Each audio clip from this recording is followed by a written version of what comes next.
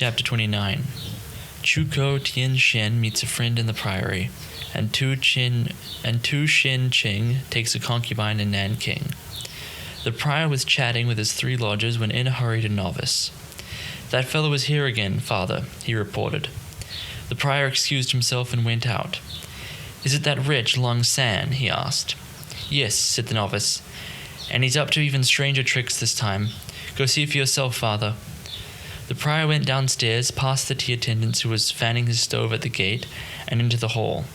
There was a man sitting there, a swarthy man with brown eyes and a bushy mustache, who was wearing a paper chaplet, a woman's blue cotton tunic, white skirt, and large embroidered slippers. 2 chair bearers standing in the courtyard were demanding their fare. As soon as the stranger caught sight of the prior, he smiled broadly. "I've come early, husband, to see to everything for you on this happy day," he announced. "Will you pay the chair bearers for me?" "What is it this time, Lung Sang?" demanded the prior with a frown. What a spectacle you're making of yourself."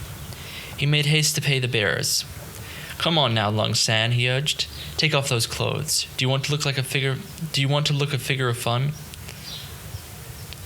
"How heartless you are, husband," responded Lung San reproachfully. "You're an official now, yet you haven't given me the gold chaplet and fine scarlet costume an official wife should wear. So I've made a paper chaplet for myself. Let people laugh if they like. I'm your wife, aren't I? Why should you tell me to take it off?" "Lung San, this is no time for joking. Even if you were angry with me for not inviting you today, you should have come in a decent manner. Why dress yourself up like this? How can you say such a thing, husband? Nothing can come between husband and wife. How could I be angry with you?" "I'll admit I was in the wrong," said the prior. "You had a right to be annoyed when I didn't invite you today. But take off those clothes now and sit down to have a drink. People will think you crazy if they see that outfit." "I'm the one in the wrong," said Lung San. "A wife should stay in the inner chambers preparing refreshments, peeling fruit, and supervising the preparations. Who ever heard of a woman sitting in the hall? What will people think?" Thereupon he sailed into the bedroom. "Lung San," cried the prior, following him in helplessly, "you won't be able to get away with any of your tricks today. And if the Yamen officials hear of this, it'll be a bad lookout for both of us." "Don't worry, husband. Don't you know the saying? Officials can't interfere in family disputes." While the prior stamped with rage, Lung San sat himself down and called for the novice. "Tell the tea attendants to bring the mistress tea," he ordered. The prior paced up and down in a fluster, and just as he reached his threshold, who should arrive but Hisao, Chuko, and Chi, who could not keep them out. He could not keep them out either. "Well," exclaimed Chi Tianyi, "where did this lady come from?" "Please be seated, gentlemen," said Lung San, rising. The prior was speechless with rage, while his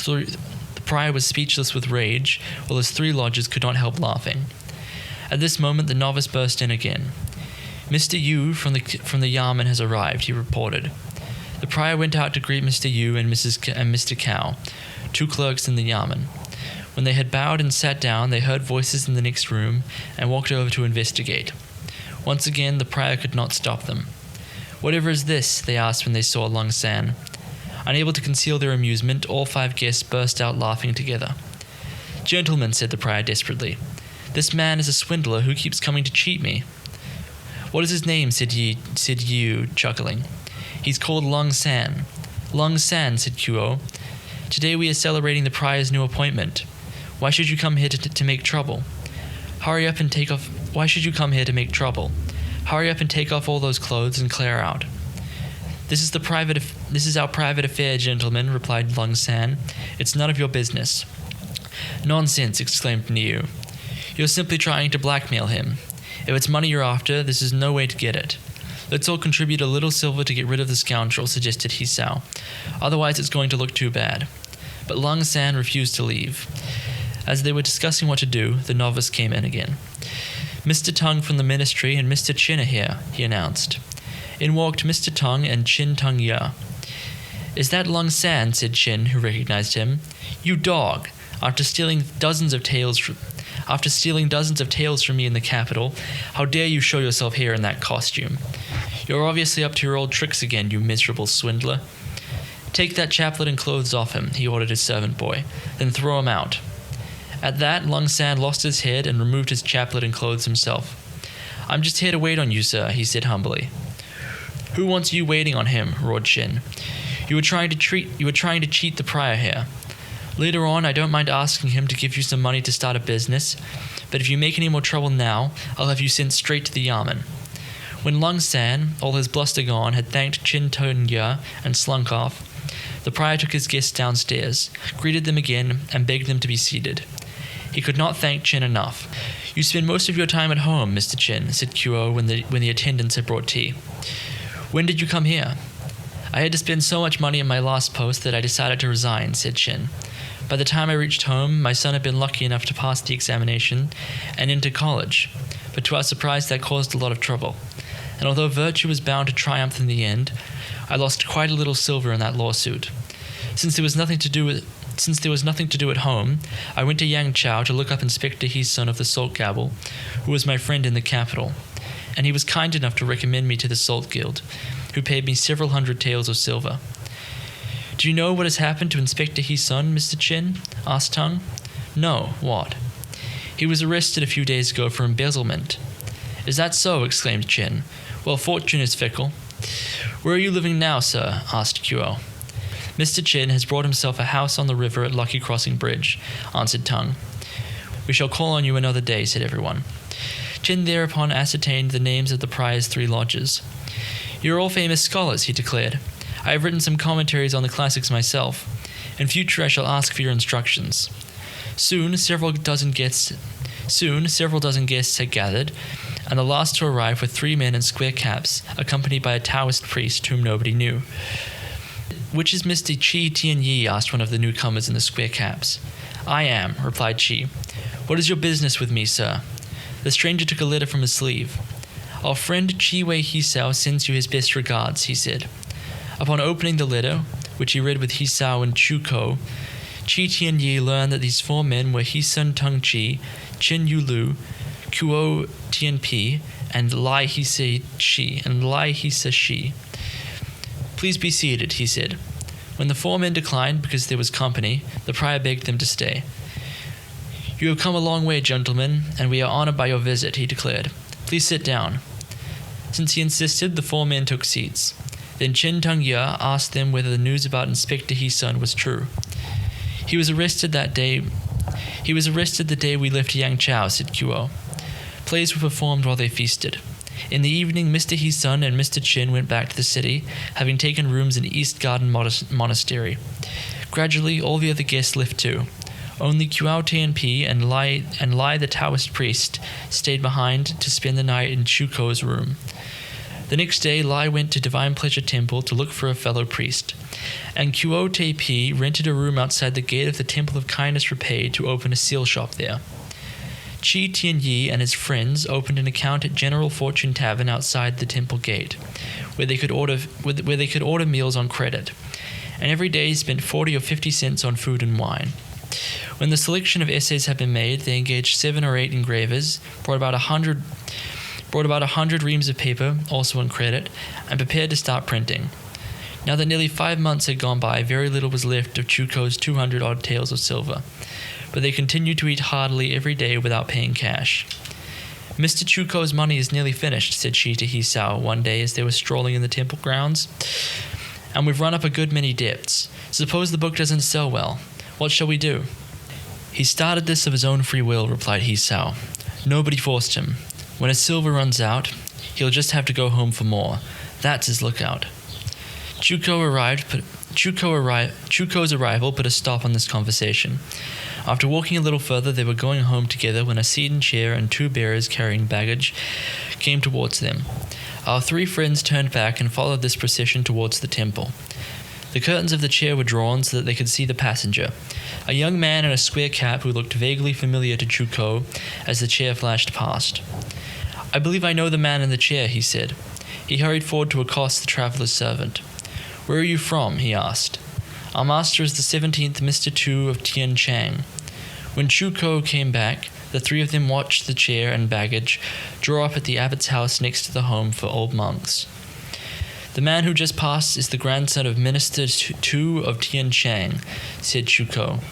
"I have met him. He is a famous scholar. He is a famous scholar in our district. I wonder what he is doing here. I must call on him tomorrow."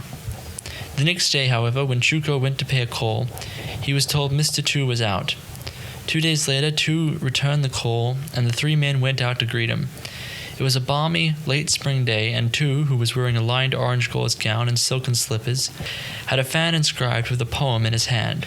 As he drew near, they were struck by the whiteness of his skin, the brightness of his black eyes, and the grace and distinction with which he carried himself.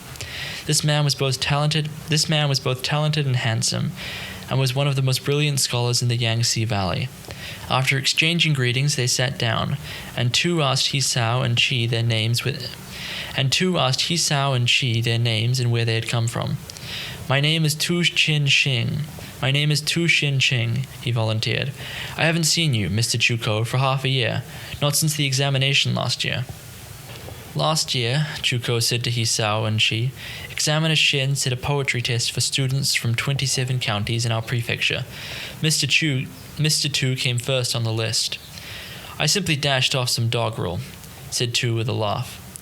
"It was nothing worth noting. In fact, I was taking medicine that day because I felt rather unwell, so I handed in my paper as quickly as possible."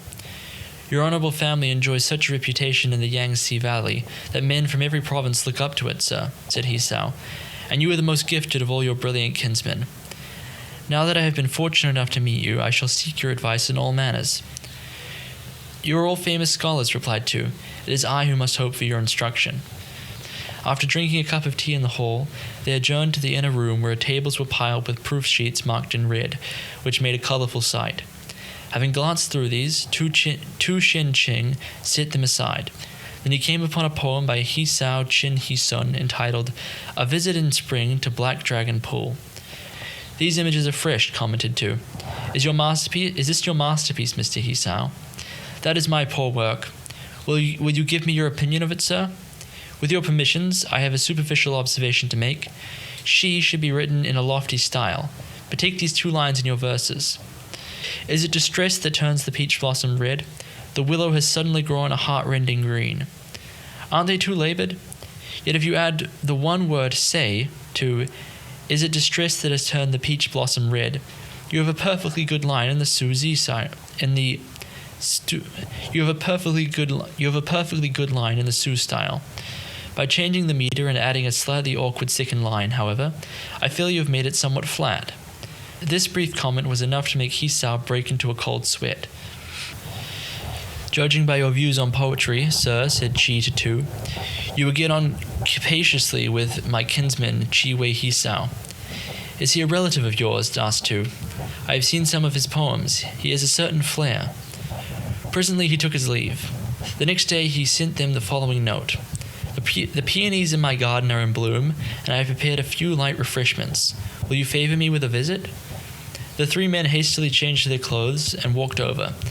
They found another man sitting with Tu, and after exchanging greetings they urged the stranger to take the seat of honor. "My friend Pao is one of the family," interposed Tu. "He doesn't want to sit above you gentlemen." Chi Tianyi realized that this was the Mr. Pao who had brought him the letter from Yang Chao. "This gentleman is Chi Wei Hisao's uncle," he told his friends. "What are you doing here, sir?" "Don't you know Mr. Chi?" asked Pao with a laugh. "My family has been dependent upon the Tu family for generations. My father and I owe more than I can say to Minister Tu.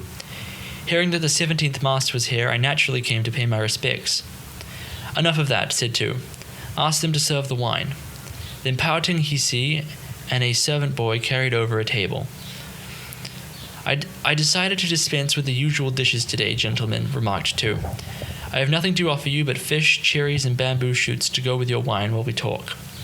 Sure enough, a few simple dishes were served, while their cups were filled with the best orange wine from eternal quiet shore. Tu Shin Ching was an extremely heavy drinker who ate next to nothing. After raising his chopsticks to invite his guests to fall to, he took merely a few bamboo shoots and cherries himself. The moment their cups were empty, they were refilled, and at noon, when Tu called for dessert, the attendants brought in boiled meat dumplings, duck dumplings, cakes fried in goose fat, and spicy wafers. To round off, each had a bowlful of the choicest Luan tea with rainwater. Then the host, who had taken nothing but one wafer and one bowl of tea himself, ordered the table to be cleared and more wine brought. When good friends gather to enjoy celebrated flowers, they must write poetry, declared Hisao. Suppose we choose the rhymes now. I know this has long been the practice in poetry societies, said Tu with a smile. But in my humble opinion, it is such a vulgar way of showing refinement that we would do better just to chat. He glanced at Pao Tinghisi. Let me try to entertain you, offered Tinghisi, laughing. He fetched a flute from his room, removed a silk wrapper, and sat down at the table to play. As the shrill music rang out, a little lad who had come to stand beside him clapped his hands and sang one of the songs of Li Pai. His voice was piercingly sweet, and the melody utterly delightful. The three guests set down their cups to listen, leaving Tu Xin-ching drinking alone. They sat there till the moon came out, lending the peonies an unearthly loveliness, and transfixing a great Gilderloo rose in the garden till it appeared one mass of dazzling snow. The three guests could hardly sit still for delight, and Tu was by now quietly drunk. At this point, the abbot paced slowly in with a silk-covered box, from which he took a string of chime-in firecrackers. I have come to sober you up, gentlemen, he said. As the fireworks went off with a series of bangs, Tu leaned back in his chair and roared with laughter. Even after the monk left, yellow sulphurous smoke wreathed the table at which they were sitting. The three guests, who were quite tipsy now, stood up unsteadily and took their leave. I am drunk, laughed Tu. Excuse me if I don't see you gentlemen out. Tinghisi, show these three gentlemen out for me, then come back here for the night. Taking a candlestick, Tinghisi saw the guests out and barred the door after them. Hisao and his friends reeled back to their lodgings as if in a dream. The next day, their paper dealer asked for his money, and made a scene where no one was forthcoming. When the manager of General Fortune Tavern wanted his bill settled, and Chuko had to give him 2 handfuls of loose silver to be going on with, the two of them decided to return Tu Xin-ching's hospitality. But since they could not prepare a feast in their rooms, they would have to ask him to the tavern. A day or two later, the weather was perfect, and after breakfast, the 3 men called on Tu. In his courtyard, they found a woman with big feet sitting on a bench talking to one of the servant boys, who stood up at their approach. Who is she? Asked Chi Tianyi. Bigfoot Shen, the go-between, replied the boy. What is she doing here? She has come on some business. Realizing that Tu must be taking a concubine, the 3 men asked no more questions but went in. Tu, who had been pacing up and down the veranda, invited them in, offered them seats, and told the boy to serve tea. It is such a fine day, said Chuko. We want to ask you to come out with us. Taking the boy with him, Tu went out with the 3 men, who insisted on taking him to the tavern. Knowing that he did not like pork, Chi Tianyi ordered duck, fish, tripe, minced beef, and wine. After two cups of wine, they urged Tu to eat and forced him to swallow a mouthful of duck, but he brought it up again immediately, to the great embarrassment of all. Because it was still early, they did not drink much, but had the rice brought in. Tu steeped a bowl of rice in tea and made an effort to eat, but he could not finish it and gave what was left to his boy. The meal at an end, they went downstairs and paid the bill. Shall we saunter up Rainflower Mount? Xin-ching, suggested Hisao. That would be very pleasant, agreed Tu. They walked to the hill, and in the temples there they saw the stately shrines. to Fang, Hisao Ji, and Ching Ching. Then they climbed up to the hilltop and gazed at the smoke from the thousands of houses in the city, the Yangtze River like a white silk girdle, and the golden glitter of the glazed pagoda. There was a pavilion at the top of the hill, and here Tu strolled in the sun for a long time, watching his shadow. Then Chuko went to have a look at a small tablet in the distance, then came back and sat down. That tablet marks the place where the 10 branches of the clan were killed, he told them. It is wrong, gentlemen, to speak of 10 branches of the clan being killed, said Tu. The severest punishment meted out under Han Dynasty law was to wipe out 3 clans, the fathers, the mothers, and the wives. The 9 branches of the clan executed with Fang Hisao Jiu were the families of the great-great-grandfather, great-grandfather, grandfather, father, sons, grandsons, great-grandsons, and great-great-grandsons. In other words, they were all the father's clans. His mother's and wife's clans were not involved, much less his pupils. Besides, Emperor Young Lo could not have been as cruel as that. If Young Lo had not stirred up this dynasty, but left the government in the hands of that weakling Qian Wen, the empire would now be as weak as in the time of the 6 dynasties. What is your opinion of Mr. Fang, sir? Asked Hisao. Fang was an impractical pedant. When there were so many more important matters to discuss, why should he speak only of the rightful succession? To be publicly executed in his court robes was no more than he deserved. They sat there till the sun began to sink in the west, and two dung carriers set down their empty pals on the hill to rest. "Brother," said one, clapping the other on the shoulder, now that we've finished business for the day, why not go to drink a jug full of water from the eternal quiet fountain, then come back here to watch the sunset? It's true that in a place like Nanking, even cooks and potters are cultured, laughed two. They walked down the hill and back to the temple. "Won't you come to our rooms for a while?" asked Chuko. "Thank you," said two. Upon entering their lodgings, they found Chi Wei Hisao sitting there. "How did you get here, brother?" asked Chi Tianyi, very pleased. I asked for you in the seal shop and learned that you had moved here. Will you introduce me to these gentlemen? This is Mr. Chuko Tianxin of Husai, and this is Mr. Hisao Chin Hisun from our district. You know him, don't you?" "Do you live by the north gate, sir?" asked Chi Wei Hisao. "That's right," said Hisao. "And this gentleman?" asked Chi Wei Hisao. "You'll be even more delighted to make this gentleman's acquaintance," replied Chi Tianyi. "He is Mr. Tu Xianqing, 17th grandson of Minister Tu of Tianchang. You must have heard of him. Is this the Mr. Tu whose poems won him first place last year in the examination for 27 counties in your prefecture?" Chi Wei Hisao spoke with respect. "I have long wanted to make his acquaintance, but never had the opportunity." He prostrated himself when Tu Qiansheng had kowtowed to him in return. The two of them got up, greetings were exchanged, and they all sat down. Just then someone came in, laughing boisterously. "Will you spend the night drinking, gentlemen?" he cried. Chi Wei Hisao saw that it was Pao Ting Hisi. "How do you come to be here, uncle?" he asked. "I am in the service of the Tu family, and this is the 17th master. Why shouldn't I be here? Do you know Mr. Tu as well, nephew?" "We're all good friends, not mere strangers who met on the road," quoted Hisao. "Although I am young," said Chi Wei Hisao when they were all seated, "I have traveled a good deal and seen a good many people, but never in my life have I seen someone so handsome and distinguished as you, Mr. Tu. You look like one of the immortals. Sitting opposite you, I feel I must be in heaven. Our meeting reminds me of Mr. Ching Lian's voyage on the ocean," responded Tu. "This is an inspiring occasion." But to know what followed, you must read the next chapter.